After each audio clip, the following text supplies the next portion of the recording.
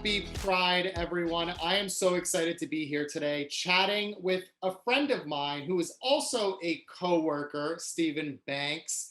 I'm very excited to talk to you, Stephen, because you have worked in the entertainment industry for a very, very long time. As I Hey, mentioned, it's not that long. hey, long Don't make me enough. sound too old now. I mean, with skin like that, you could never look too old. Flawless. First and foremost, I mentioned we were co-workers, and we both work together at ET Canada. You have been there for quite some time, we will say, instead of a very, very long time. What I would love for you to do is kind of explain to anyone watching what your role is at ET Canada and what you do day to day. Yeah, of course. Well, first and foremost, thank you for having me. I'm really excited to be a part of this series and to really shine a light on all the different people that are in the entertainment industry trying to make a difference. So thank you so much. Big shout out to the CCMA team that is doing that. And yeah, I've been lucky to be a part of the ET Canada family now for over 13 years. And I really do consider us a family. Yeah. I know that sounds so cliche and so like, ugh, barf, but like, honestly, we are such a team. And listen, I'm going to try to tell you what I do, but even my parents still don't really understand what I do. Basically, I'm a senior producer there, and my beat is the music beat. So anytime a music artist has a tour or an album, I work alongside the music labels and their personal publicists to, carve out time for us to get that one-on-one experience with them. But, being in Canada, our jobs have many different hats. So, not only am I booking the interviews, I'm also doing all the background research, all the questions. I'm physically doing the interviews if you don't see an on-camera person, or I'm in the background behind the scenes, making sure everything falls into place. And then once that's all said and done, we're bringing that content back and we're writing those stories and we're overseeing the edits and we're making sure it's all picture perfect before it heads out to the national broadcast audience. So like, there's so many different things that we do, but being a part of the show, I've had so many fantastic opportunities. I know we're here to talk country, so let me hit on a few of the country artists I've worked with. Yeah. I've worked with everybody and interviewed everybody from people like, Dolly Parton, Shania Twain, Garth Brooks, Reba McEntire. Legends only.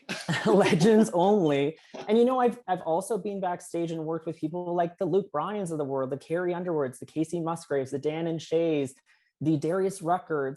And then I think a big part of our job, and I know you feel this way too, is really trying to shine a spotlight on those emerging artists who are, getting to the point in time where they should be featured on a national platform. So I'm talking people like the Mickey Guytons before they blow up, and the Gabby Barretts and the Jimmie Allens, and even somebody who's, new, but really making, an impact, someone like a Lily Rose who, blows up on TikTok.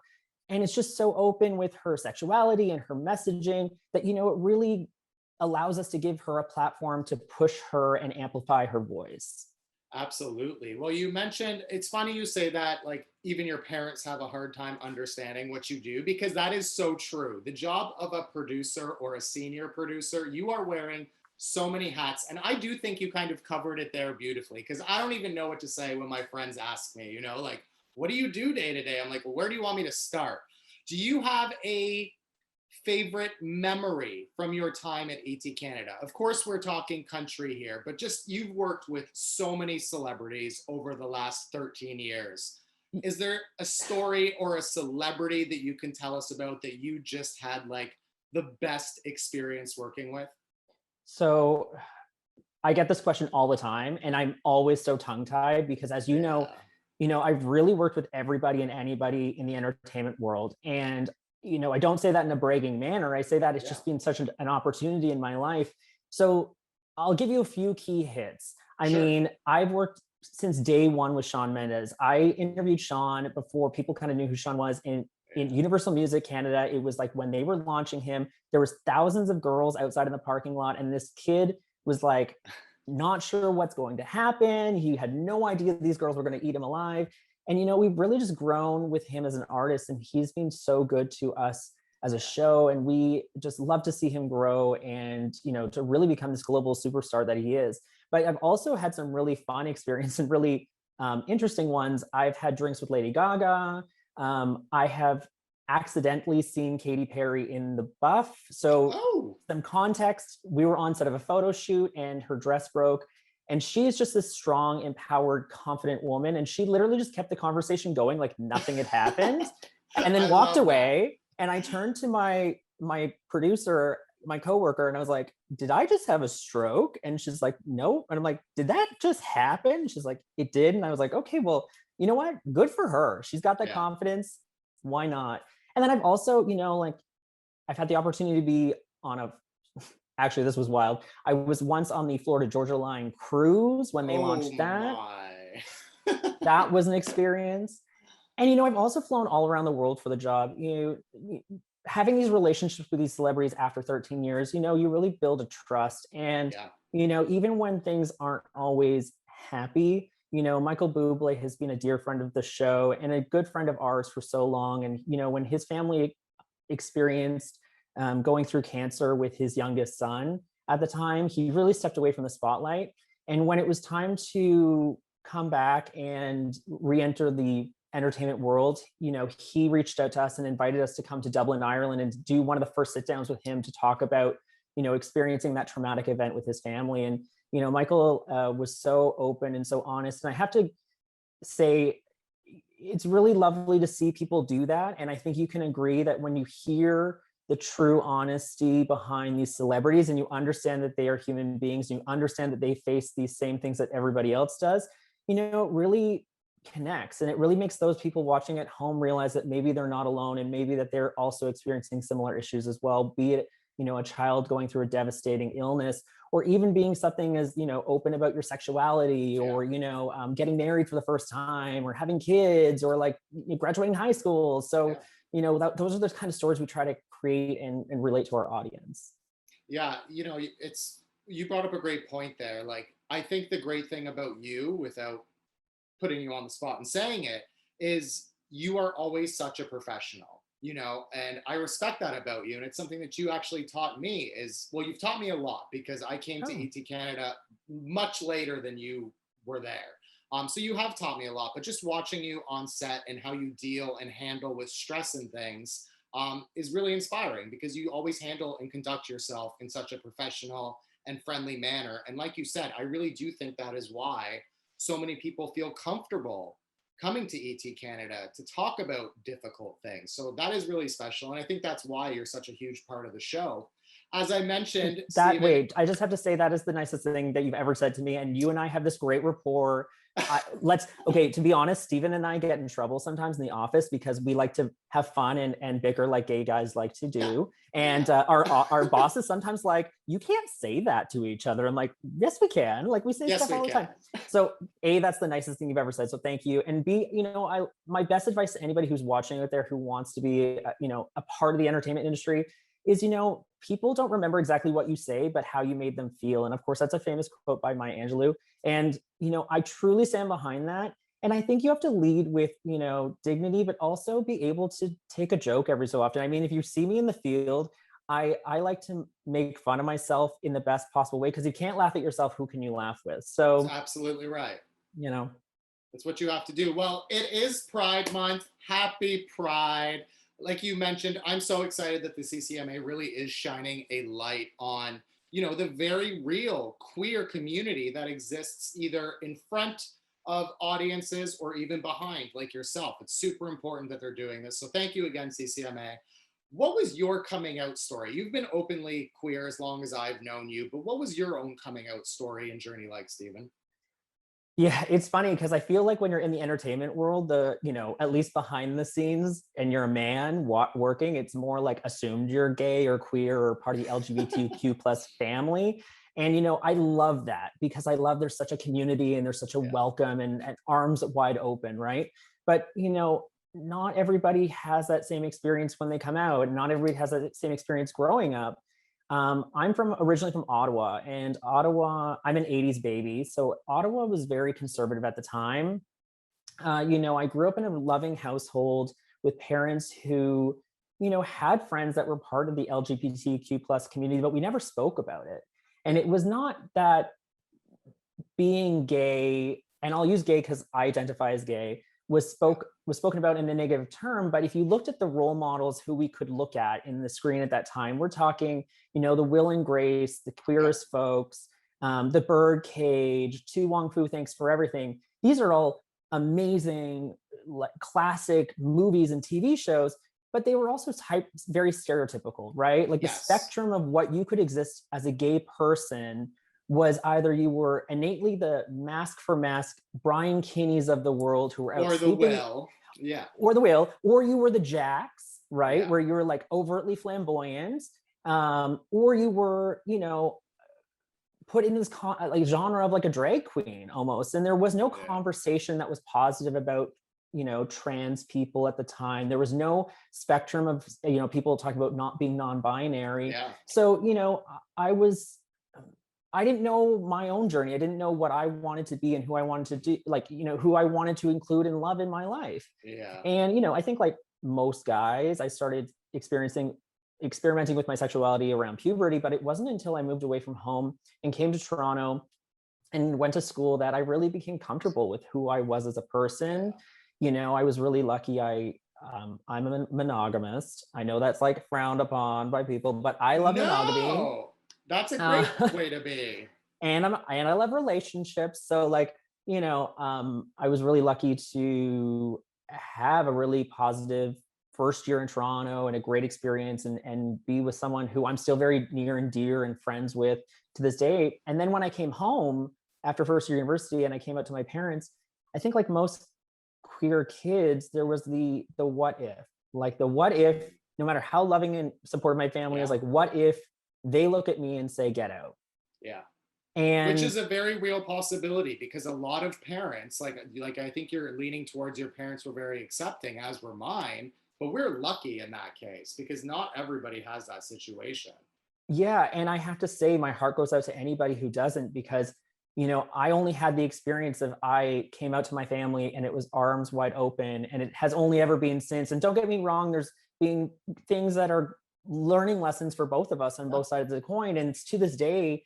But you know what, like my family has never said to me, you can't bring a boyfriend home. They've only ever embraced the people I love and I see and my friends, and they, you know, they ask me about my life and who I am as a person. And I feel so fortunate for that, because I know I don't take that for granted, because I know so many people don't have that experience. And I have been with people who don't have that experience, and I see the ongoing trauma that really resonates with people and really sits with them, and the hurt and pain that causes in people's lives.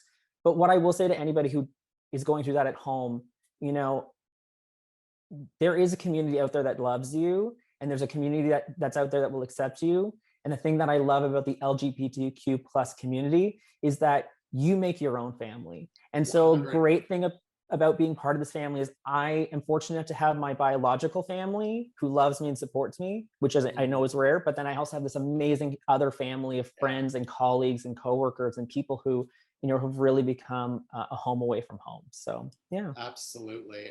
Listen, country music. I worked at CMT Canada for 12 years or something crazy like that. And that's actually, I think, where I met you for the very first time. We were kind of crossing paths. I know you work in the country music genre a lot because, like you said, you cover every genre of music for ET Canada. What do you love and connect with about country music?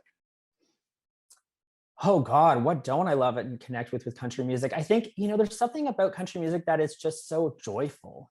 You know, even when they're singing about like my boyfriend or girlfriend left me with my pickup truck, which is the most stereotypical thing, it's still like such a joyful experience. But there's also so much emotions intertwined with country music.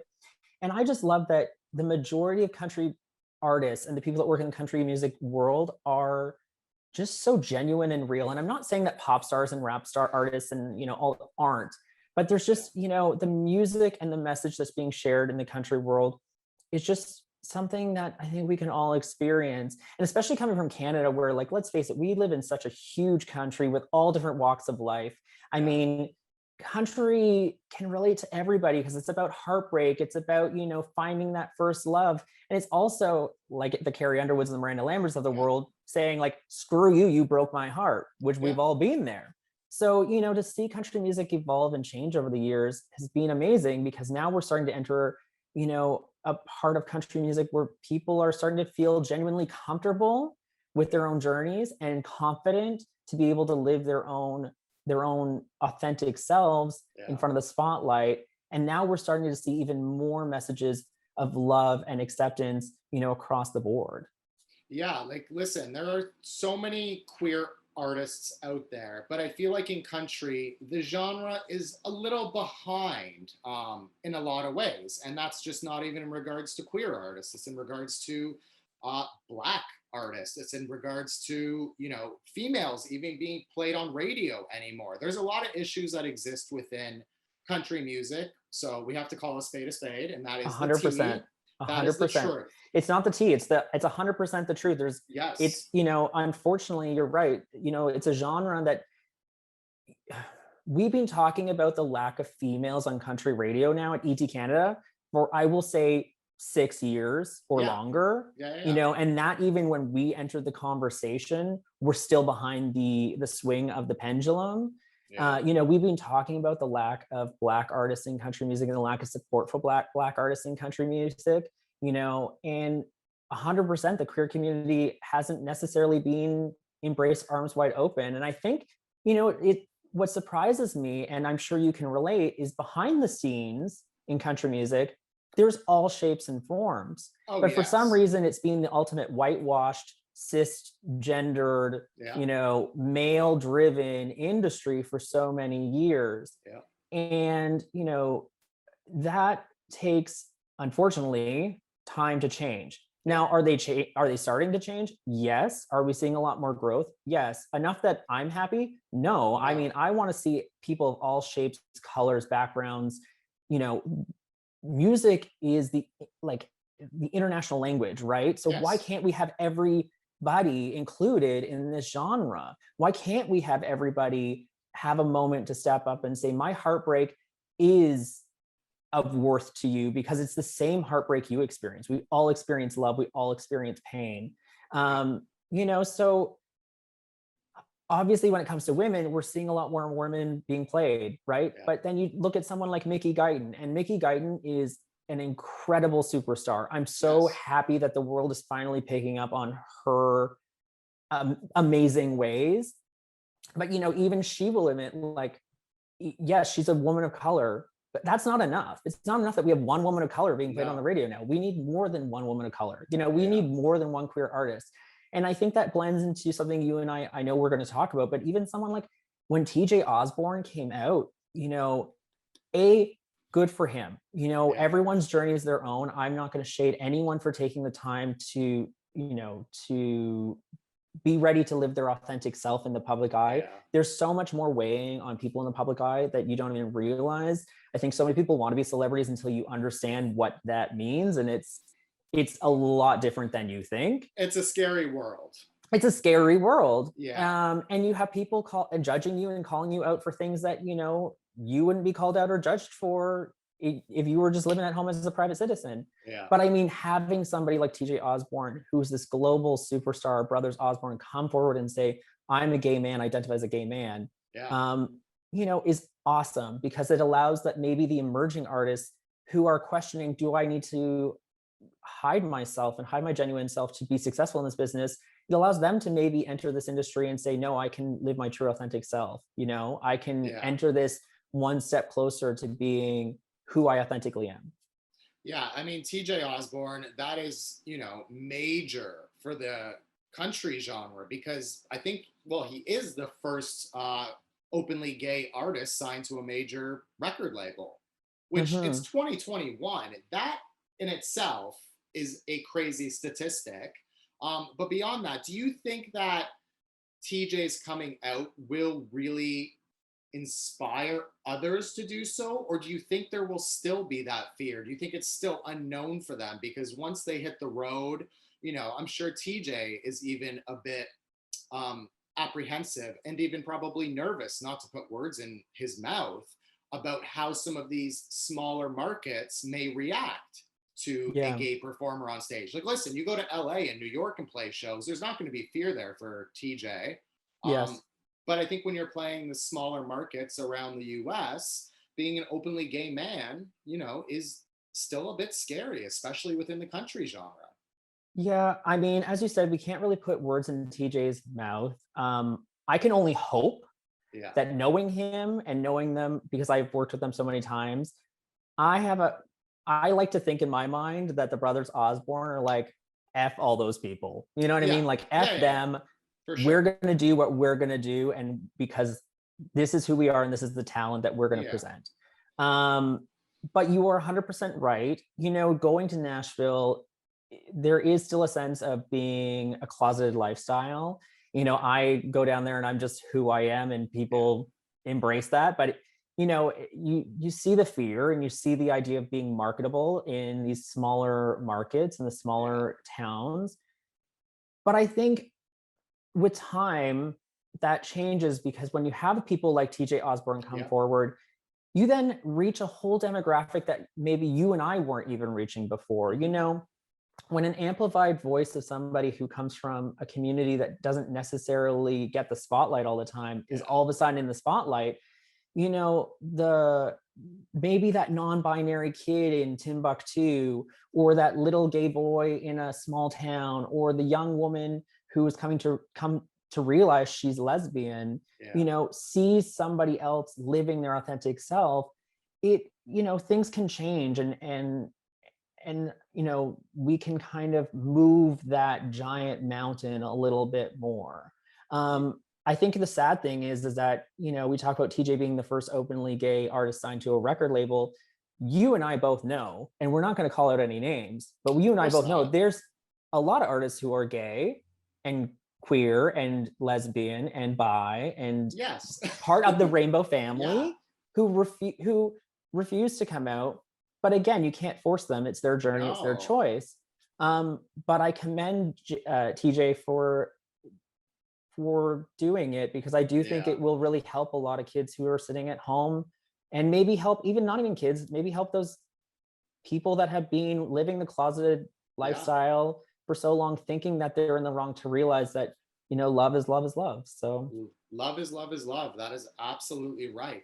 Being an openly queer person working in entertainment, have you yourself ever faced any kind of homophobia or discrimination when there was a snicker there, so the answer is yes, I'm assuming. Are you open to speaking about we don't have to name names. No, we're not, and we won't name names. Yes, I mean, here's the thing. I feel very fortunate, because in the time span I've been within the entertainment world, the amount of homophobia I've experienced is so minute, right? But any gay person or person of the LGBTQ plus community can tell you that any homophobic interaction is traumatic, and it sits with you, and you handle it differently, and everyone handles it differently. So there was an artist, not in the country genre, who was experiencing some major legal issues and was undergoing a very publicized court case. And, you know, they had a new album coming out. And I was like, there's no way this person is going to do press. But you know what? You know, we have to ask. You never know what they're going to do.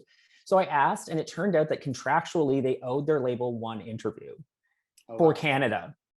And so an hour before this interview, I didn't know it was even going to happen. I get a call saying, we have so-and-so, they're in a car, they owe us this interview.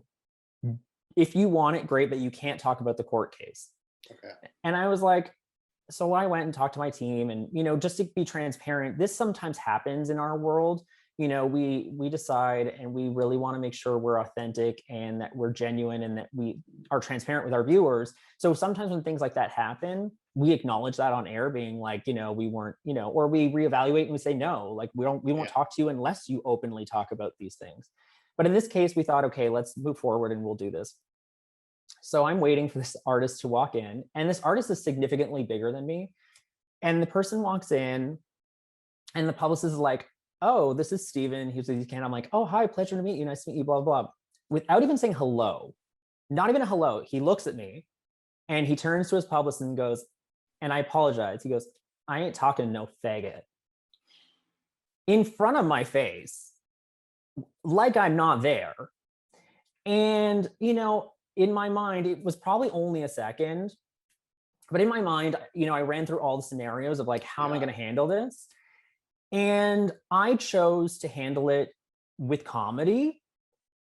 So I literally just opened my mouth and said, well, I'm the only fag here that can do the interview. So either we do the interview or we don't. It's that simple. And as far as I know, you owe this interview to your team. Yeah. So what do you want to do? And, you know, eventually we sat down and we spoke, and it turned out it was a great interview. I mean, I want to say that two things. I knew that if I had told him, thanks, but no thanks, you can leave now, that my team, the ET Canada family, would have stood behind me 100%. Of course. Yeah. Because we're not interested in amplifying voices of people who spread hate, who spread misogyny, who spread anything that, you know, we aren't, that doesn't fall under our umbrella of what we consider. Yeah. I also want to say this was maybe about, I'm going to say like 8 years ago. So you have to take 8 years ago into account. I, as a gay person, have no desire to make somebody more money who's a terrible human being. Yeah. I knew in my mind that this person, based on that conversation, wasn't going to come off looking good anyways. Yeah. So not that I'm looking for a salacious story or a story that's going to make someone look in a negative light. I knew no matter how positive we put the spotlight on, this person there was going to be a story there, and it was probably going to be a story that, you know, didn't necessarily amplify their voice, but made more people at home go, oh, okay. So, I mean, would I do the same thing now?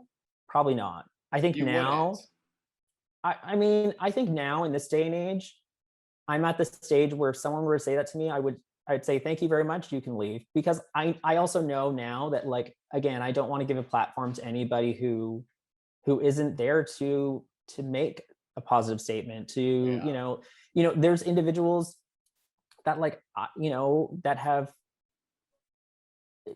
I don't necessarily have a desire to cover because, you know, they maybe have done things and have been proven to have done things that are awful and negative. And why, you know, why give them a platform when there's so many amazing artists who, you know, who do great positive things, who are making a positive difference in the world, who are, you know, adding to the conversation of inclusivity and diversity, and, you know, who are on the radio and should be highlighted, be it a superstar or an emerging artist. So, like, you know, now I definitely would have handled it differently, but it is what it is, and you have to embrace the past story. And now it's, you know, I laugh at it. I don't think of it as traumatic in my sense. And that I think where I win is this person no longer really has a career. So, you know, I didn't do anything about that, but, like, they're not famous anymore. So, like, whatevs, you know. But that comes back, I think, to what I said about you, is that level of professionalism you have. Because for me, I'm not going to lie, even 8 years ago,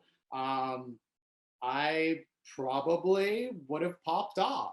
You know what I mean? Like, and maybe I should, but I probably should have, because now I look back and I think, you know what, when people are silent and they don't say something, it perpetuates, you know, negativity, right? Yeah. And, you know, I hope that my mini pop off, you know, maybe, and the fact that, like, I did the interview and I didn't hold back in the interview, maybe that person walked away with a different light of what a gay person can and can't do. Yes, absolutely. But should I have held him more accountable now? Yes, 100%, because I think it's our job, it's our responsibility to do that, because, you know, not everyone has that ability to, and we have a platform and we have a, you know, so that's why now, yes, looking back, I would handle it very differently now. Life is a learning lesson. We learn from all these things, and that's what it's all about. You know, we learn, we grow, and we move on, and we have to move on, you know, and I'm glad that really hasn't affected you in the way that, you know, it could have, because that is a traumatic experience. I still think about the things that I was called in grade school and high school. Like, obviously I'm very comfortable with who I am and my sexuality, but these things still cross your mind. You know what I mean? And I was also a fat kid. So, like, I mean, I say that with coming from somebody who, you know, I suffered with my weight. I struggled with my weight. And so, like, you know, yes, not only dealing with my sexuality, but then being taunted for other, you know, body issues, which now, thank God, body positivity and, you know, that is such a different conversation too now. And I'm so happy because, you know, these are things that stick with us. And these are things that, like, you know, I'm 35. I shouldn't still be remembering those comments. But you do, you think about those things. So, I mean, baby steps for everything. And it's great Yeah. to see that as a society, we're really shifting conversations. Yeah, I listen, I worked at in country for a long time. We've talked about that, but I do have to say the country community really is something special. I have never faced any kind of, homophobic comments or discrimination, at least to my face, that I've heard within working within that genre for 12 years. Everybody is respectful. I've never had anybody with a bad attitude. Country is just so talented, and it really feels like a family in a way. You know what I mean? And so many of the people behind the scenes are members of our LGBTQ plus Yes. family, like, be it stylists or, makeup artists or managers, songwriters. Oh my God. Yeah. Like, I don't want to, Shane McNally, right? Yes. One of the most talented songwriters in Nashville, openly gay man, writing some of the songs that you're singing on the radio. And you know what, that's the thing, like, that's why it's so funny funny is the wrong word, but why it's so peculiar that the front of camera hasn't necessarily reflected the behind the scenes, because as you mentioned, behind the scenes, it's a rainbow of people behind the scenes. So it is. Yeah. And I don't think a lot of people realize that. This is a weird question, Stephen, but I've thought about this myself many times. I used to really not love the fact that I was queer growing up. And that's because, like you mentioned, there was not a lot of representation. There was not things to make me feel comfortable with myself. But at this point in my life, I can't imagine life not being queer. Like, I really can't. I honestly feel like, in a lot of ways, being queer was a huge blessing for me. And it sounds weird to maybe some people listening out there, but for me, being queer is probably one of the biggest blessings in my life. And I really could not imagine not being a part of the LGBTQ plus community. Do you kind of have that sense yourself as well? Oh yeah, I think I went through the whole self-hating gay thing at the beginning of my life, and I thankfully came to terms to love who I am as a human being and to embrace the fact that my sexuality doesn't define me, No. but it is a beautiful part of who I am, and it makes me belong to this community of people who are like so creative and so fun. And so fun. And I can't deny that the gay community has a lot to grow as well. Yes. There's a lot of racism, and there's a lot of body horrible shaming. Things and body shaming within the gay community that we still as a community need to recognize and move forward and grow from and create positive change. But I mean, there's that amazing meme online where it's like, oh, I just showed my friend, like, oh, here's a photo of my baby. And then it's like me, it's like, did you hear the new Pussycat Dolls song? It's so true, because, as a gay man, we have that opportunity to, socialize, and we keep our friendships, active. And, there's nothing to shade anybody who has a family, because that's so important. But I think, the majority of my friends don't have children. So we're still having dinner parties. We're, getting together for wine nights. We're, listening to the new music and going to see the new movies. So yeah, I love it. I can't imagine. I've never been straight, so I can't imagine what it's like to be straight. Maybe I would be just as happy. So hard to say. Who knows, right? Who knows? What does pride mean to you? I know that's a vague question, but it is Pride Month, and I think pride means something different to everybody. So what does pride mean to you? Okay, I'm gonna butcher this, but recently we interviewed this new Canadian artist named Brie Isabel. Okay. And she's with Warner Music Canada, and she is openly gay, she's openly queer. And she said to me, pride means three things. It means celebrating the past and who you were, celebrating the present and the gifts and the people that we have around us, and then making changes and making a difference for the future generation of people and pushing the conversation forward. And so, beyond the love is love and embracing who you are, I think it's really important that we, pride is a reminder that it was, pride was protest. Pride was making a change. Pride was not cis white men sitting around talking about what needs to change. It was, people of color raising their voices and saying enough is enough. And, you know, I think it's great that, you know, pride can still be a protest, and pride can still be used to say changes have to happen. We're not perfect yet. So, yeah. And we are not perfect yet. And that's really, I love what they said. That's a very great comment from that artist. Love that. How are you going to celebrate Pride in this virtual kind of weird world that we're living in right now? Oh God, right? Oh, I know, I it's mean, so sad. it's so sad. Normally we'd be running around in Speedos and, you know, having a couple drinks. You're like, maybe not the Speedo. Maybe it depends on how much tequila I've had. Let's be real. There you go. No, I mean, how am I going to celebrate? You're right. If we weren't in this ongoing health crisis, it would look very different.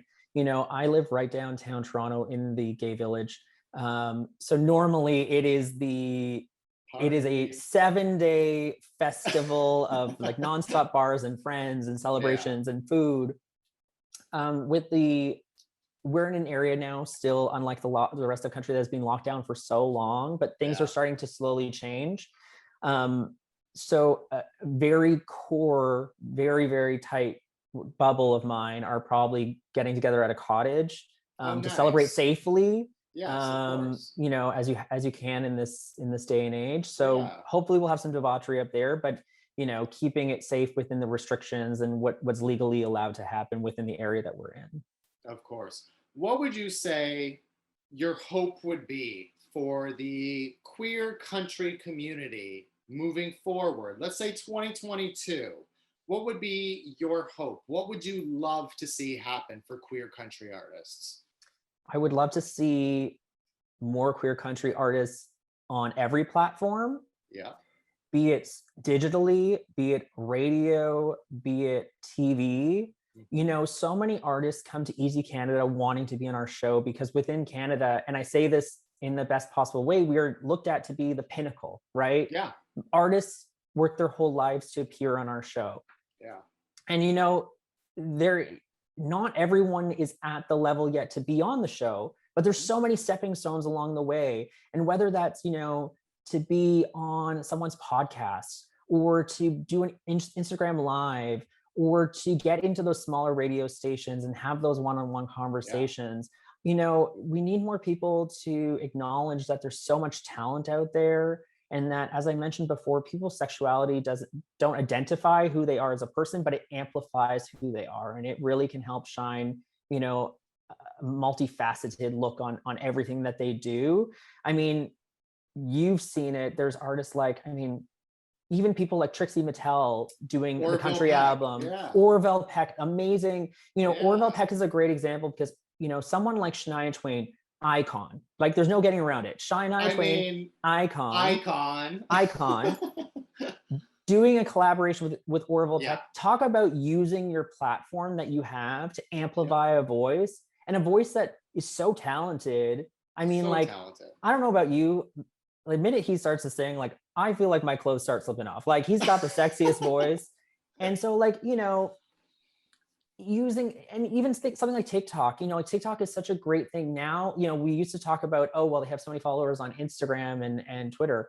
I mean, TikTok, if you're not on TikTok as an artist, get on TikTok, because there's people like Lily Rose, pardon me, who, you know, really got her start because of TikTok. You know, Villain was on TikTok. It was a hit. And now she's signed to a label. Like, you know, so don't shun the small things. It's a journey, just like everything else in life. You know, I know so many people think they see celebrities and think it's like an overnight success story. It's not. Even the people that, you know, like, I say this with grace, with Lindsay L., one of the most beautiful, talented souls I got to work with. She's so talented. I mean, that girl, so cool too. She's so cool. That girl can play a guitar better than anybody else I know in the world. Oh yeah.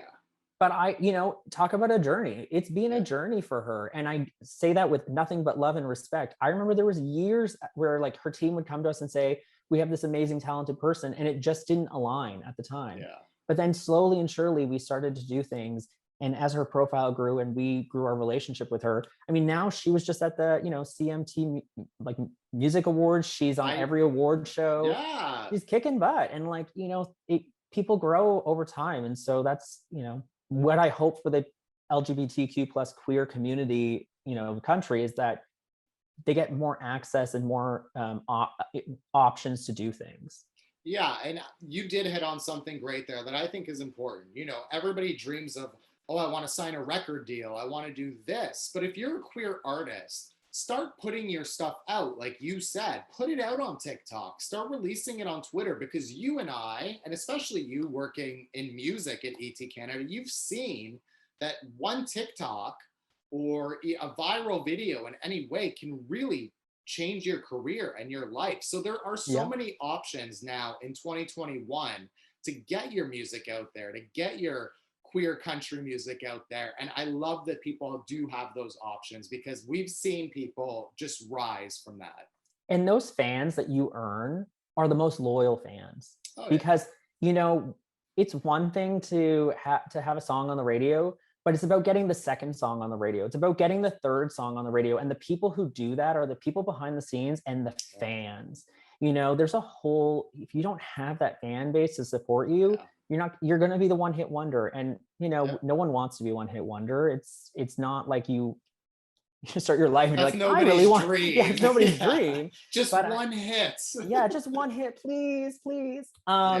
But it's about having that fan base, and those fans are the people who you earn in the beginning are your most loyal fans throughout. And I have to say, I mean, people mock me, but I do read every email that gets sent to me. I do check out every artist that comes. Sometimes I'm really quick sometimes with judging and knowing when someone's right fit for the show. And I also am really good at acknowledging when I need a second opinion and I need to take it up to a level and say, like, what's your thoughts? But like, put yourself out there, but also know yourself. And where you if you are not at the level where you have a certain following, maybe a certain step along the way isn't there yet, but try for the one right below it. There's morning shows, there's, news at noons, there's local podcasts, there's all these amazing opportunities. You just have to find them, and they're, looking for content, and they're starving for content too. So really go after them. Go after them. We both want more queer artists on country radio, on our television screens in 2022, or even the rest of 2021. Starting tomorrow. Now. Come on now. This was so much fun. Thank you so much for chatting with me, Stephen, and thank you again to the CCMA for shining a light on the queer community within the country music genre. Thank you. Thank you, everybody.